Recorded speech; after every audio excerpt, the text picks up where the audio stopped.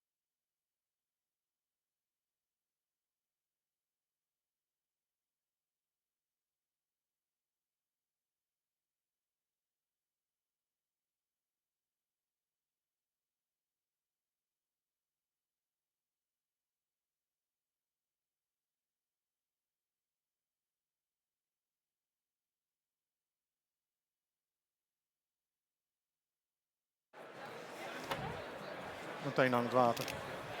Zal ik maar op mijn plekje gaan zitten? Take a seat wherever you like. I will sit in order. What do you think? We sit in order, huh? First feedback is that this should be a lot higher. Yeah. Thank you. Glass of water? You want Oh, water? sure. Yeah.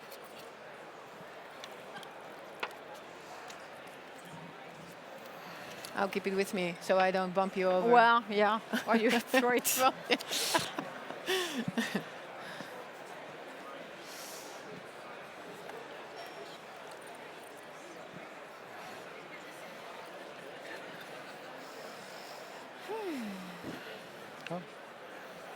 Hallo? Ja, perfect.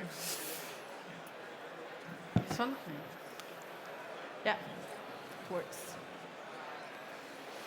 Welcome all to the panel show for the 10 tips for successful hotel revenue management.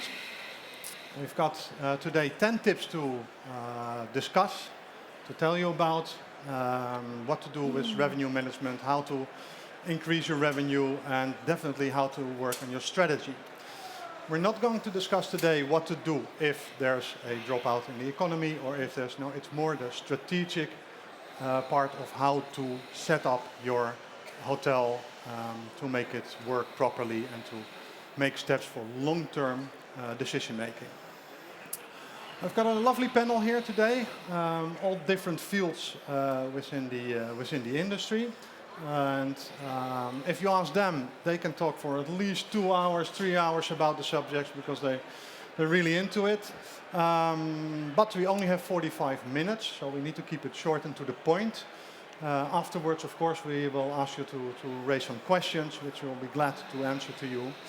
And in that time, and before the time, we're going to keep short and strict to the 10 tips which we can give you to work on your revenue management.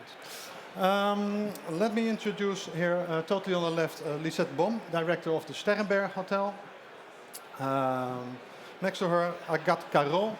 She's at the Hotelschool in The Hague, the lecturer of revenue management. And Florian Augustin, chief commercial officer of HotelPartners. Let's start with Liset. Would you introduce yourself? What do you do? And who you are and where you come from? Well, hello everyone, welcome. My name is Liset Bom. I was born into a hotel family. We have been in the business now for 32 years. We are situated in Otterlo, it's on the Veluwe, and we have an adults-only 4-star hotel with swimming pool, wellness, and a very nice restaurant. Yes. Hi everyone, I'm Agathe Carreau. I'm French, the accent. So I lecture at Hotelschool The Hague in the revenue management and commercial strategies courses. So I train your future employees. I have a background in international hospitality, big chains, smaller hotel, big hotels. And I'm very much passionate with revenue management. So yeah, so I'm happy to be here. Thank you. Hello, my name is Florian. I work for HotelPartner Revenue Management. We're one of the largest revenue management service providers in Europe. So we provide technology, teams, and expertise to either take over the revenue management or assist to a certain level depending on the hotel's needs. In whole Europe or further? All Europe, but our main feed markets are the German-speaking markets, but slowly but surely growing in the Benelux. Very good. Let's start. First of all, I hope. Oh, I'm going to sit in the way of all the nice. I'm going to take a distance so you can read it all. Let's start with which we discussed. Is, okay, you can do all kinds of tricks, but you have to start with a good team. You know, build your team to do the revenue management for you. Either you're involved or not, but make sure you've got a team from all kinds of departments to execute the revenue management. And I want to address Liset. In your hotel, how do you set up? How did you set up your team? What is your team, and what's the? Yes, well, I think it's very important that we all have a sort of commercial mind, so that we all think it's fun and it's good for the hotel to be very active with revenue management. I think our team should be a little bit analytical, so check the data, know what's happening in the market, know what our guests like, and I think it's very important to train them a lot. So we invite all kind of revenue experts to teach us about revenue management. I think it's very important. And I think it's important for our employees that they stay critical at all times. Do you involve all the employees, or do you really make a separate team, or is the total hotel effort? Yeah, well, we try to involve all our staff because everyone has to know the importance of revenue management and sales. Yeah. Florian, I guess you as a hotel management company, of course you guide, but you also need actually the people at the hotel itself to do. Yeah. I love that we're starting with the team part, because I think too many people are thinking revenue management can be taken over by technology, and if you don't have a good driver to drive the technology, there's really no use behind it. And as a service company, teams are really important. And creating revenue culture and a revenue mindset in the hotel is so critical for any revenue management strategy to work. So I can only really give you complete 100% right. I just had a meeting last week with a hotel group that said, okay, from this year onwards, our whole staff knows our rooms budget, knows our targets and our goals, and a part of their bonus is tied to reaching that. So even from the cleaning lady to the commercial director, everybody is kind of interested in the hotel performing well. And I think that's a very, very smart way to put it. And then obviously you need to create that culture and then live it and execute it. Perfect. Agathe, how does it live with the students? Are they aware of it, or they often go into the hotel school thinking, oh, I'm going to deliver service and I like it, but the So what a lot of hotel schools are trying to do is to really develop business management mindset for their students. So definitely in what we teach, that's something that is present in almost all the different courses. Then what's very important is the attitude towards the numbers, right? So you would want all the people who work in the hotels to be aware, but also to build interest towards that. So this is really what we're trying to do, to make sure that the students are having sorts of interest. Maybe they arrive at school saying, I'm not a number person. No, everybody can be a number person. Everybody can create awareness and understanding of numbers. So don't be afraid of trying to create this, I think, amongst your teams, because this is what's really going to help to drive better performance. Going to I'm going too fast. Is it on there? No. Obtaining the right know-how. So you've got a team, nice, but how do you keep them knowledgeable, get the information in, and definitely keep the latest information in? You cannot just work on information of, 2 years ago, 1 year ago, not even actually of a month ago. We continuously need to update the know-how of the staff in the developments which are going on. Florian, how do you make sure that... We invest a serious amount of money and resources every year to keep the know-how flow in our company going, because as a first and foremost know-how company, our strength is to make sure that all the strategies, all the things that work with certain hotels in certain areas get, communicated inside the company, and that you are always knowing, okay, what are the newest tools, what are the newest strategies, and to give them into your team. On the hotel side, I think, teaching people numbers and going around with numbers and understanding numbers is really important. You also have to think about how much do I invest into certain personalities? Can I make sure that I can keep them entertained for the next 3, 4, 5 years so that the investment comes back and pays off, and that you're not training someone who then after 1 year maybe goes and leaves you sitting there again in the same scenario. So I think that's a thing that you need to really carefully assess and find out what is the best mix for you. Yeah. I got something to add on to that. Well, in schools, to obtain the right know-how, we use real-life learning, meaning actual applications of cases. We use things like gamification, so games where students are able to practice and to learn by playing. So I know hotels are not education institutions, but using these approaches to learning can really help to gain the right know-how. And technology can really help. And technology, yeah. Yeah, because we do the same with our staff, our trainings for revenue management, our courses, our onboarding experience. Everything is kind of gamified, and it's all with apps. And it's not too expensive anymore to get the same kind of stuff into your hotel. It's really easily accessible and obtainable. Yeah, do you want to say? Yeah. Well, yeah, I think it's also nice to be very accurate with your data. So we try to come together every week and discuss the data. So how far are we with our room sales? What is our ADR? How can we make sure that our room sales are higher? What is the difference between this period now and this period last year? So we are keeping up the data and try to react on that. And it's, I assume, Alex, you said a lot of data, but it's also just insights that your staff and team will say, okay, I understand what's going on. Yes, talk to them. That will keep them driving to the... Yeah.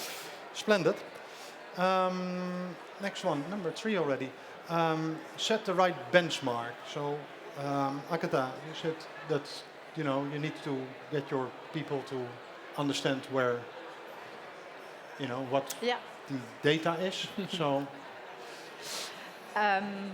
So benchmark and knowing your market is probably one of the first steps when developing a revenue management strategy.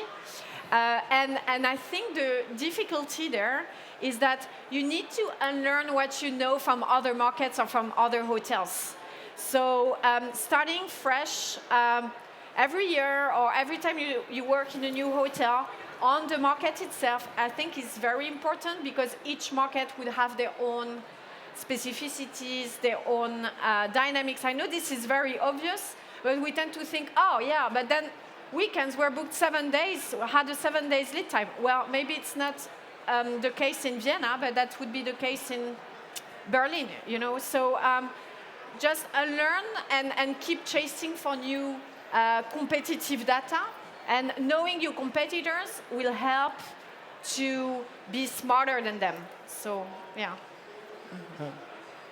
do you do a lot of benchmarking in? Yes, and I'm a huge fan of talking to competitors or colleagues in order to get to know them, get to know what they do, what works for them, what works for us, who are their guests. Really paying attention to what you are doing and how you can use it for your own hotel, your own business, or doing it totally different because it suits you better. I think you need, first of all, understand your market. Absolutely important. What we usually do is ask, okay, what guests do you want to have as a hotel and what guests do you get? Because there's often a big gap between those two things. What I think of my hotel and who should be coming to my hotel is often different as what the market sees me as and perceives me as. So I need to understand, is there a disparity? How can I close that gap? And then the right benchmark is really difficult because in our opinion, it can change almost on a monthly basis. What is the right benchmark? Because it really depends on, okay, what is the potential I have in the market right now? Do I need to be comparing myself to my immediate competitors, or am I competing with others during other time periods when demand is very high? So you really need to understand these granularities to then better understand how can I get a better revenue strategy. And what I also say to a lot of leisure hotels, and I don't know if you're doing that at yours, you need to think over regional because the guest who's coming to you, they're making not the decision on this local specific market, they're making the decision to drive 2-3 hours somewhere. So they need to look what is in the potential 2-3 hour drive from my feeder market, be it Amsterdam or something else, and then look at these hotels. And especially with relais and chateaux or very special niche products, you need to think a bit more broader and across. And we have hotels in St. Moritz where our rate shoppers are running on Aspen, on Chamonix, on these kind of destinations, because that hotel is actually not competing with the local market. It's competing with the upper high-end, big ski destinations in the world. So I think those are some thoughts that are also important to make. You made the nice jump to the next subject, which would be choosing your customers. So now you've got your data set and information there. It is indeed important to, well, as much as you can choose your customers, but choose where to focus on to your customers. Liset, how do you, because you've got really, you said, okay, I don't want any children running around here.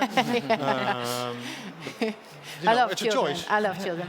But well, we chose very specifically to be an adults-only hotel, so we choose our guests very specifically.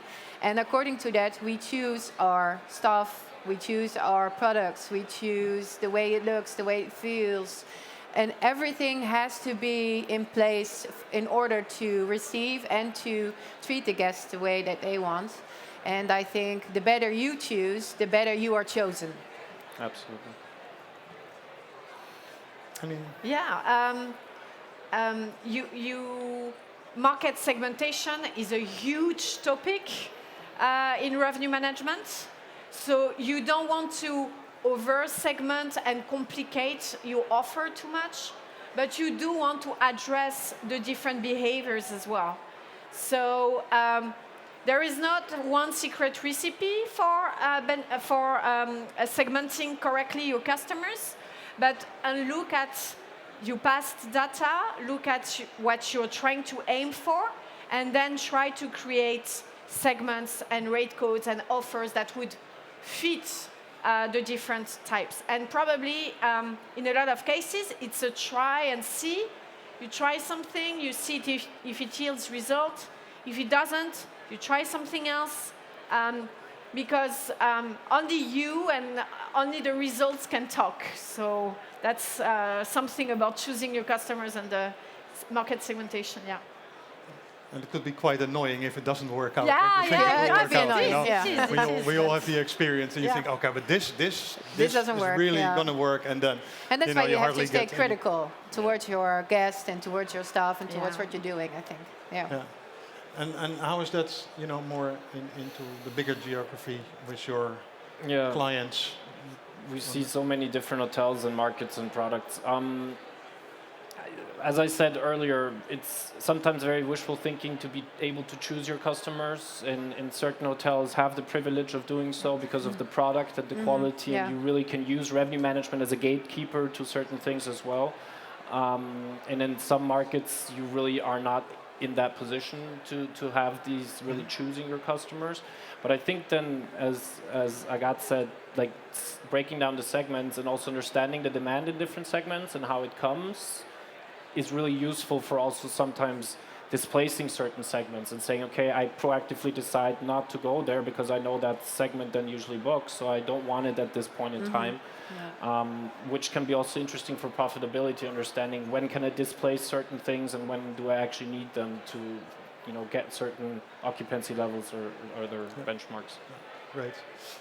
Well, having sorted out your customers, we can move on with our data. Well, we can have external data and internal data. Let me first focus on the external data, which Agathe, would you please be so kind to explain which data you can use? It's a big topic. I would say that nowadays we have the luxury of having a lot of providers here who can give us external data. So, 15 years ago in hotels, we didn't have any forecast for markets. We had to manually shop rates for the competitors and try to deduct what does that mean in terms of market demand. So I would strongly suggest that for external data, you want to invest in getting some external data, because that can really help you to see, well, okay, if the market is forecasted at 80%, I'm at 60%, well, I'm behind, or I have a gap, and I can probably do something to fix the situation. So yeah, so I can only encourage to look at what are the opportunities, and also the OTAs are also providing amazing resources without paying a dime. Absolutely. So the extranets of the OTAs are really, really amazing. They developed them a lot, so check them out as well. And it's the external data where you need to understand what data sources are being accessed. Because if we look at certain benchmarking companies, for example, you need to understand, okay, what type of clientele do they have in my market? Maybe they're very brand heavy, but I'm actually nothing associated with a brand. So you need to be, you need to qualify the data yourself to a certain extent to really make it interesting for yourself, in my opinion. I understand that Sterrenberg uses a lot of internal data. Yes, we have been around for some time. Yeah, so we use old data from years and years ago and new data from, well, last month or last year to check, okay, what are our guests doing? Are they booking more in advance, or is the lead time shorter? At what moments do they like to book? Do they want to have packages, or do they not? So we are constantly checking out, okay, do we know our guests good? Do we know how they move? Do we know when they book? So we keep track on that, yeah. Yeah, good. Well, with all the data, it's all nice to have, but you still need to analyze and make choices. And luckily, we don't have to do it all by heart and with our own brains. And We've got, and we see here, plenty of technology supporting the decision making. Florian, what's the main importance for using the technology? You know, It has to be obviously very easy to use, easy access of use, very customizable. The ideal scenario is that you have a department, they can look at a certain data set on a daily basis and see, okay, these type of guests from these nationalities, they will be in my house in the next couple of weeks, predominantly, and then start thinking not just on the rooms revenue side, but also on the F&B revenue side, what could I create to target this specific group? So if I know 80% of my guests the next 2 weeks are American, I can create a offer which is in their face when they arrive at the hotel, which is target to what Americans like. And that is those things where you really start optimizing your revenue, and then you can optimize also how you're buying produce and your stock management and all these things. And good technology can give you this data at a glance like this, where a couple of years ago it was very complicated to get these data points together on one screen, and that has changed, and that's, you know, there's a couple cool BI tools out there who can really be good in that. And would you think that it is actually possible? So we still hear some hoteliers or managers saying, "Oh, but I set the prices and you know, all the restrictions and so on. I'll set it by myself." You think that it's still possible nowadays to really do good revenue management on a high level if you do everything manually in that matter? My opinion is no, but that's what I sell as a company, so it would be stupid to say otherwise. But I think that you also have a revenue system in the background helping you with the data aggregation and quantifying and qualifying data. I think it's not possible anymore to be dominating in your market or in the upper tier, because there's, especially in dynamic markets, you need to be making decisions 24 hours a day, 7 days a week. You cannot say on a Sunday no one is looking at rates and then I'll just, you know, not have any changes or any dynamics, because the customers are not waiting for the staff to be in the office to do their reservations. So it's constantly changing, and if you want to stay ahead of the curve, you need a good setup of know-how and technology that fits to your hotel and to your style and how you want to run your business. So in my personal and professional opinion, it's not possible to be efficient anymore. Those good old times are over. Yeah. I know. And I think it's very important to keep in touch with your supplier. So it's not only the software that they have, it's also checking out, okay, are we still doing the same things that we were doing last year or the year before? Are there some changes that need to be done in, the data set that you receive back, or the prices that you made, or the business rules that you create? Just keep really in close contact with them, because things change. Yeah, and we get challenged by our hoteliers continuously. You know, they come to me and they said, I was just at a stand over there. They have this wonderful, cool dashboard, and when you guys have that, and sometimes I can go like this and show him a beta version of something we're working on, and they're, oh, wow, okay, I'm in good hands. Yeah. So I think that's really important, and fearlessness of changing the way how you work as a revenue manager. So if there's any revenue managers out here who are still caught up in their daily rate loading, in their manual creating a forecast and all these things because it fills their day, be fearless, use technology to get rid of all of that stuff and start being more strategical. Because that's the point where you'll be making your employer a lot more money at some point, and they're going to love you hopefully for that. So technology is actually not here to replace revenue managers. It's here to really enable them to become strategists and revenue creators. Yeah, I think the day we changed to with having technology in place in order to create our room prices, we had an increase of 20 euros a night on average. So it's really helpful to have a nice partner on your side. Yeah, trust it. Trust it, the use system. it. Yeah. Oh, and review the setup. Yeah, understand the system as well, not to a certain extent. That's important. Yeah.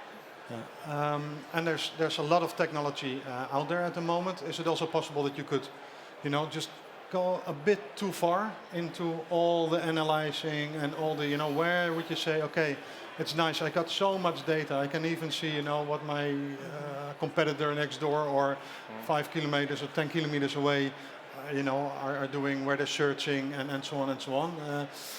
where's that balance of, too much information, too much data usage? Is there? Trial and error, I think. I'm Yeah. not sure. Yeah, I think Fail. trial and error, and it's people's business, right? So you have to keep track on your guests. How are you having a good guest in combination with your strategy, revenue strategy? I think. Be ready to fail in that sense. Try more things. Don't Yeah. overthink Be too many bold. things until you try them. I mean, be Yeah. bold. It's something we've saying in this industry so many years that you need to fail. And with the ease of technology, I mean, I still remember with very big PMS systems, very long integration times of very high costs. A lot of new technologies enable you to be very quick in trying out something and try it for 3 months. If you don't feel like it works, make a change, but don't stop. No. People- And also, it's okay to only use some parts of the technology, Yeah. right? So the systems are amazing. They provide a lot of dashboards, a lot of data. Hey, it's okay to only use 30% of them, but use them well. So Yeah. it's okay. Have your favorite dashboards. Look at those. If you have a bit of time sometimes, look at other things. But yeah.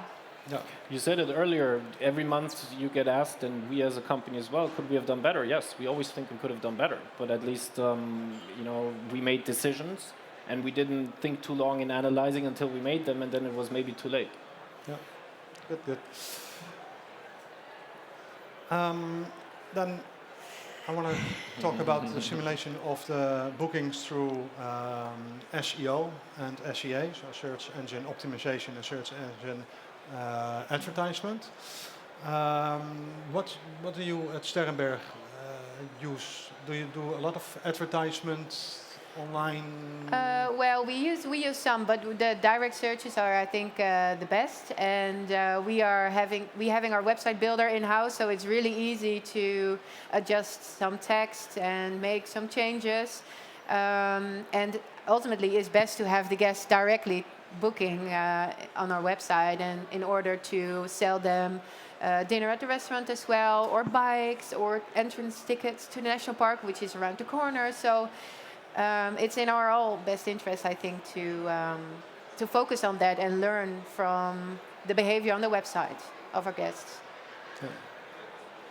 Florian, do you ask a lot of your clients to say, okay, get into SEA, or Yeah. of course your SEO needs to be in order. Yeah. There's I mean, there's certain basics. If we assume everyone is doing the best possible Yeah. sales funnel for their homepage, for me, a homepage is primarily a sales funnel, so you need to build it that way and things.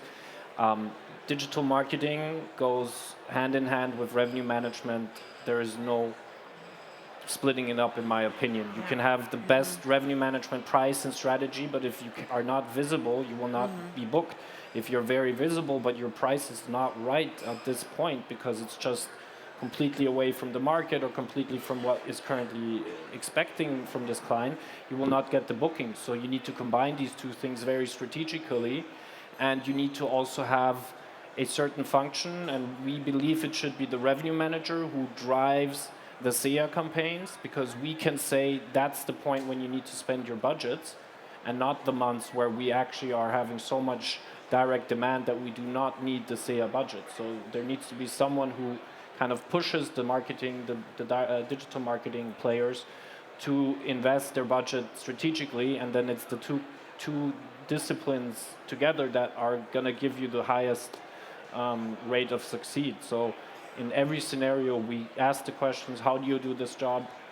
We recommend certain companies that we know we have a good relationship with, and we are now even in some hotels really having two service companies, so ours and the marketing company, working together for the hotelier, and the hotelier has two experts for these disciplines who talk directly and create campaigns and optimizations, and the beneficiary is the hotelier, who has two very complex fields, but they're working together. So I think that's also interesting. Yeah, I think you should let them help you in order to create the best website possible, and listen to their advice, because we are not website builders and we don't have the expertise. Let them tell you what works and what doesn't work, and don't let your own fantasy of this is the ultimate website get in front of their advice, I think.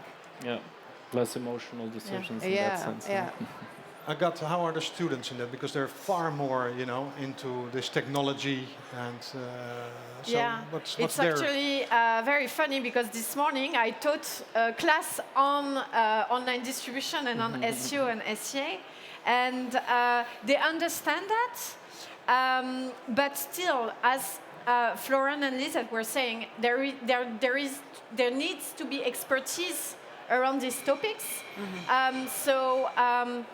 Students are very much understanding of that. They can identify. So it's also easy to also sometimes give some responsibilities to interns, for example, on those topics, controlled responsibilities, but trust their judgment as well on these topics because they are much more handy with technology than maybe older staff. So yeah, That's nicely put.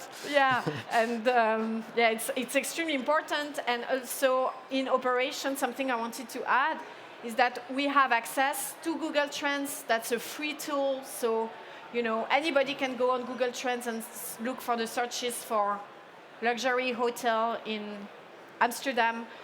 So there are also ways to activate it with the limited resources you may have. It's capturing the future demand. Also, one small tip for just really quick win for stimulating direct bookings. We have a great working relationship with all OTAs, but OTAs spend billions and billions of dollars for SEO and SEA, and you can leverage that to your advantage. We all know not being open on booking is losing opportunities, but who says you have to have all your inventory always open on booking?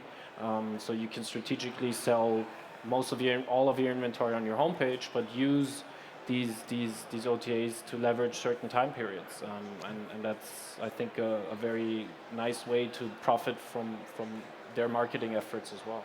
Yeah, we should. Involve your operations in the sales actions.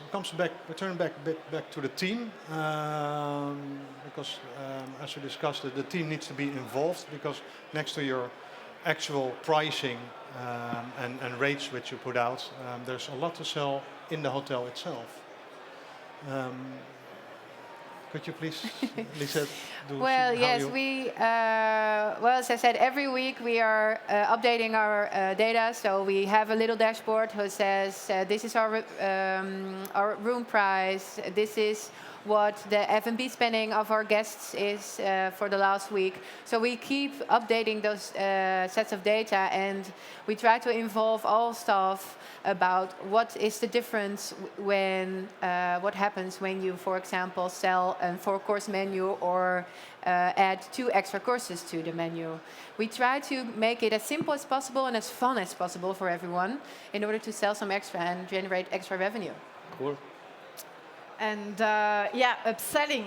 So one of the key tactics is to have upselling schemes in place in the hotels to incentivize the teams to sell more.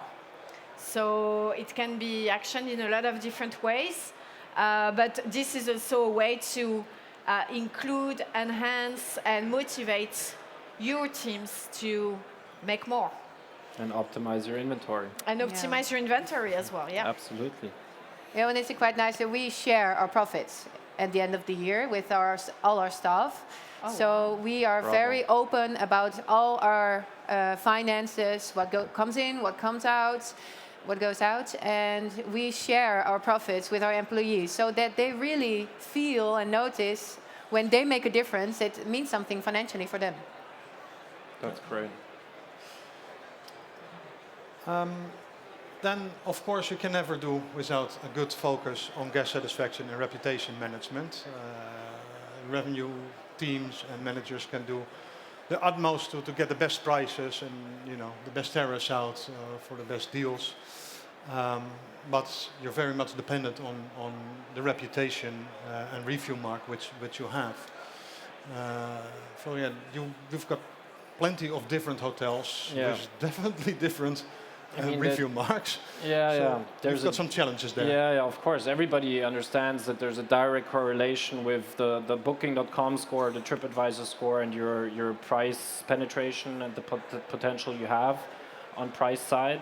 So for us, for many years, it has been one of our focuses to consistently track the reputation of our clients and to anticipate certain peaks where it could potentially lead to price value situations. If you look at Booking, every lowest score in every hotel most of the time is price value, especially the last couple of years with ADRs going through the roof with inflation. That's a very important value to keep an eye on. And it's also a very, we had a talk earlier, it's a very strategic decision to say, okay, I have this peak 2 times a year where I can go 3 times my standard rate. Do I need to go there? Is the potential pitfall there, or can I operationally in those 2-3 days, up my game so substantially that the guest would not really have that bad experience? Especially if the whole city is fully booked, then it's always in relation to what is happening in the market. When a broom closet costs 400 euros, you have a mid-scale 700 euros apartment, then you're actually already so much higher, and the difference is still there. So I think those are those things that a commercial lead, and coming back to the involved operations, I think the revenue manager needs to involve more to a commercial thinker, especially in small hotels. You can't afford to have a rooms revenue manager. You need to have a commercial-minded, full revenue management person that needs to keep all these moving parts under control, and then have partners in certain areas to assist him with his work, but have a bigger picture on, having those things under control. Wish to add on this? How is it in something that that we observe as well is that take a step out of your hotel. Very often, hotels may say, well, I cannot charge higher. Well, look at it from the perspective of the customer. The customer is buying your room. So consider the information that the customer has at the time of the booking. And often that's a pitfall because you're like, oh, my rooms are too small compared to the competitors. Well, is it really that much of an issue in the guest voice, in the guest satisfaction, or in the comments that you receive? So I think this is an important point to consider. Look at it from really the guest perspective. Sometimes it's just the location, which is you're 300 meters closer to the train station. Yeah. Mm-hmm. So the guest doesn't care about 12 or 18 square meter rooms. He wants proximity. Yeah. So, And we always try our staff and ourselves to make the guest journey as ourselves once a year as well. So make a reservation, come into the front office, checking in, having dinner in the restaurant, to all see it from the guest's point of view. It's so important to know what happens, to know and to see what the guest sees, and really stay on track with small things that you can improve. I think it's really important to see it that way. Yeah. Yeah. Last one is to be expected because it's the topic of the moment. Is find a way to involve AI. Florian, you've got a nice program and it's seeing, feeling and doing everything what happens on Earth, probably. Ideally, no, not yet. But how much do you feel that AI will influence? Well, AI is influencing our decisions already. Anybody who's using Google Maps or has it on his phone is being influenced by certain AI things on a daily basis. Usually something a lot of people don't really acknowledge in that sense. We're using AI since almost 5 years, especially machine learning, to aggregate and crunch data.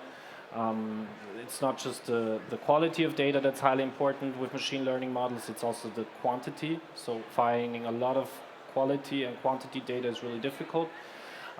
But it's very important for reacting to certain unexpected demand spikes, to react, to have a system that learns and understands how different markets behave in different scenarios, and to predict what could be happening.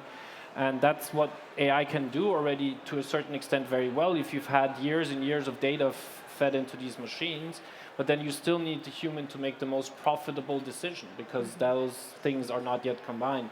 So there is AI already helping you in doing better revenue management decisions, We're developing a lot in AI things because we strongly believe that there's going to be a point in time where AI will create better revenue management strategies because they can take so much more things into consideration and data points and to consistently also adapt the strategy on the go. But from what we understand and heavily investing, there's still a couple of years to go until we can confidently say that this AI-created strategy will always outperform the AI and human-created strategy because we use AI to create strategy. We just don't let it do it on its own completely because we're not that confident. Seen to the time, would you have short comments or things to add before we go for some 2-3 questions from the audience? Well, students are, you can probably imagine that a lot of students have jumped on the opportunity of using ChatGPT for the assignments. So what we did is we trying to teach them how to use it in the right way. So a few weeks ago in class, I told my students, okay guys, use ChatGPT to come up with your KPIs. So yes, what it came up with, the result was not fantastic, but then they worked based on this. So we're trying to teach them a little bit how to leverage on some technology, so then they can use it smartly when they reach you. Yeah. And I think you should be focusing on the guest perspective here as well. I think in a couple of years or maybe in the nearby future, we will all use like a ChatGPT to ask, okay, I want to go on March 15th to an hotel in Amsterdam, which is close by to this location and that location, and I want to have a swimming pool and a gym as well.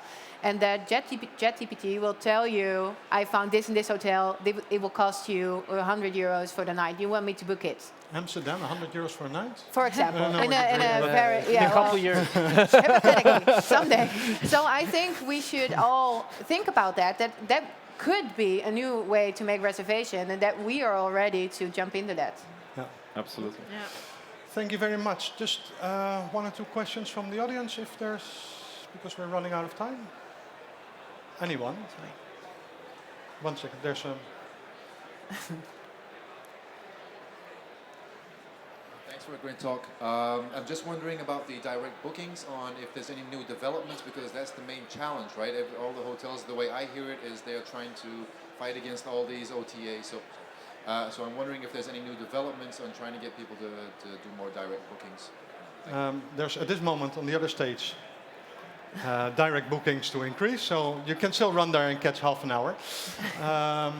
Would you like to jump into that? I think we said you need to have your homework straight in terms of your online approach, your sales funnels, strategically opening and closing certain distribution channels, leveraging it to your advantage, ideally automating most of that part, and then spending the right money, because there's no free direct bookings anymore. I think that's a perception that a lot of hoteliers have understood, is it's not there anymore. You need to understand it might cost me 8 to 10% maximum to get a booking, but then I have the guest data and I can leverage that data. So you're paying for potential as well. So ideally you're somewhere around 2 to 4% costs for direct bookings, and it can fluctuate. As I said, you need to strategically say, I want to get it.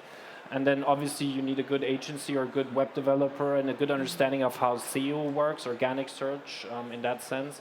And then have your basic SEO and bidding on your own brand. Any hotel can do it for free almost. It's like not an effort. And I think 80% of hotels in Amsterdam don't do it yet, bidding on their own brand, at least €1. So many low-hanging fruits that are still not being taken care of, in my opinion, to increase direct bookings. And I think you could sell different things on your own website than you sell on booking.com. For example, we do only rooms and no dinner, no breakfast, no extras, and making it really easy to book online for your guests, because it's really easy to book. It's 3 steps maximum. 2 steps, and you have your reservation done at a different kind of OTAs. So pay attention to your own booking website channel and make it easy. Cancellation policies and say OTA different cancellation policies, direct booking different cancellation policies. There's so many benefits you can put into this mix, which are not necessarily costing you money. Correct. Yeah.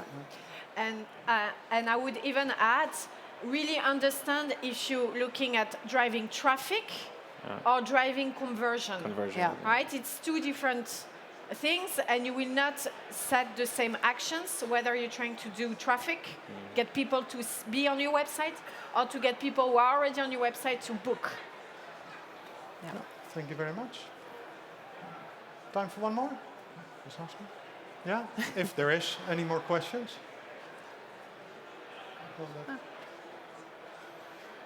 Do you might have a golden tip to set the right benchmark for instance, we have a very luxurious boutique hotel, very small hotel, and now I'm thinking, as you said, you should not only focus on the local market to do your benchmark, but how should I actually create the right benchmark? Should I just look for luxurious boutique hotels in the Netherlands? Do you have a golden tip to set the right benchmark? What do you like yourself? Think what you would do. Ask your employees, ask the people who are the generation you're targeting. I think that's something I have students as well sometimes. So interesting to find out how they find a hotel. It's so different from what I used to do or how I do it. Understand that thought process of the guest. The OTAs give you great tips on what your customers are looking at as well. So consider this when you create your benchmark. And I'm a big fan of multiple benchmarks, putting yourself in different comp sets, aspirational comp sets, realistic, mixing it up.